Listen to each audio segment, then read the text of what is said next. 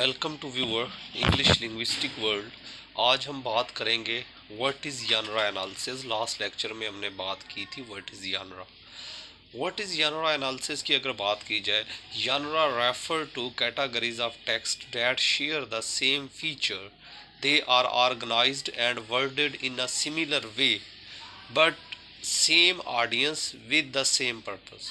मतलब यानरा को हम ये कहते हैं कि वो कैटेगराइजेशन है किसी भी टेक्स्ट की, आर्ट या म्यूज़िक की, on the base of content, style और फंक्शन। जबकि यानरा को हम ये कह सकते हैं कि यानरा कैटेगराइजेशन है। अब उसके ऑडियंस भी सेम हो सकते हैं और पर्पस भी सेम हो सकता है, जैसा कि पोएम्स हैं, न्यूज़ हैं, आर्टिकल्स हैं, रिपोर्ट्स हैं, डिफरेंट यानराज ऑफ राइटिंग है। तो यानरा का फॉर एग्जांपल अगर हम बात करते हैं हॉरर फिल्म्स की, वो भी एक यानरा है। हॉरर नावल जो है वो भी एक यानरा है। अब दोनों फिल्म्स और नावल का पर्पस क्या है? हॉरिफाइड करना है, डराना है। इसी तरह सिमिलर ऑर्गेनाइजेशन, दोनों ही सिमिलर ऑर्गेनाइजेशन ऑफ लैंग्वेज है और दोनों का ऑडियंस का मतलब दोनों के जो ऑडियंस है उन दोनों का पर्पस ये है कि उन्होंने ऑडियंस को डराना, स्केयर यू। इसी तरह an essay on a horror film however is different genre because it is different audience and different purpose.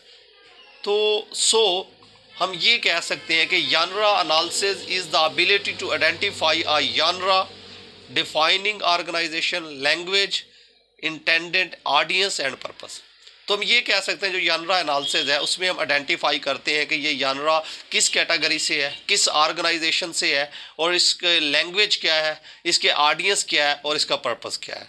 तो यानरा एनालिसिस में हम सबसे पहले आइडेंटिफाई करते हैं कि यानरा किस कैटेगरी से बिलोंग रखता है। यानरा को आइडेंटिफाई करने के बाद ऑर्गेनाइजेशन क्या है इसकी और इसमें लैंग्वेज कौन सी यूज़ हुई है, इसके ऑडियंस क्या है और इसका पर्पस क्या है। तो why genre analysis is important कि why is genre analysis important कि यानरा एनालिसिस क्यों है? मैं in order to create a text within a genre we need to know in a common feature.